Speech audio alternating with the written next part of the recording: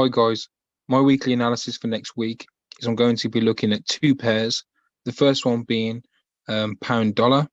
What I'm expecting to see happen next week is I'm expecting to see a continued short-term pullback against the trend based on Donald Trump actually accepting a loss in the election and also promising a smooth transition to Biden.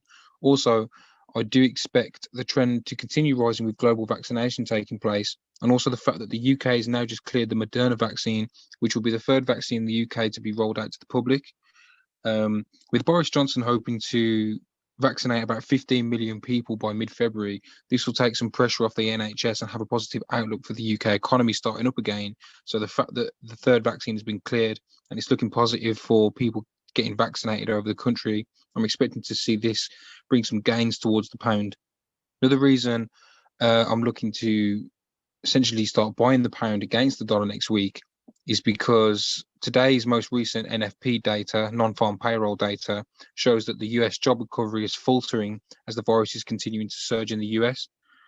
So I'll be waiting for pullbacks against the trend, potentially at the 135 level or the 134 level, and I want to be entering intraday scalps, buying the pound against the dollar only if it fits my technical strategy. Another pair that I'm looking at is the Australian dollar against the Japanese yen.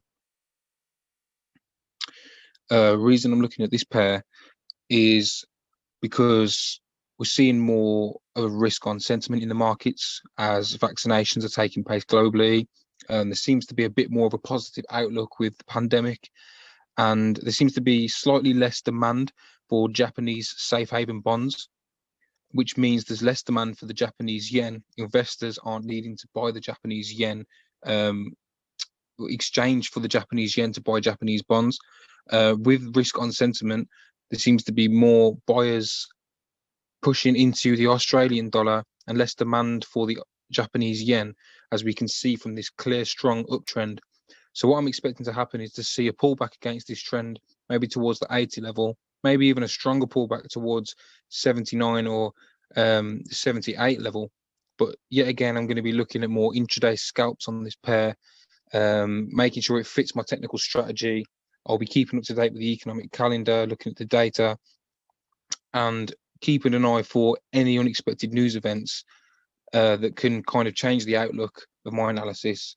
But so far next week, these are the two pairs I'm going to be focusing on. I'm going to be looking for technical setups based on my strategy, intraday trades, in and out quite quickly. And that is my analysis for next week. Please give a thumbs up, comment, and subscribe for further weekly analysis updates.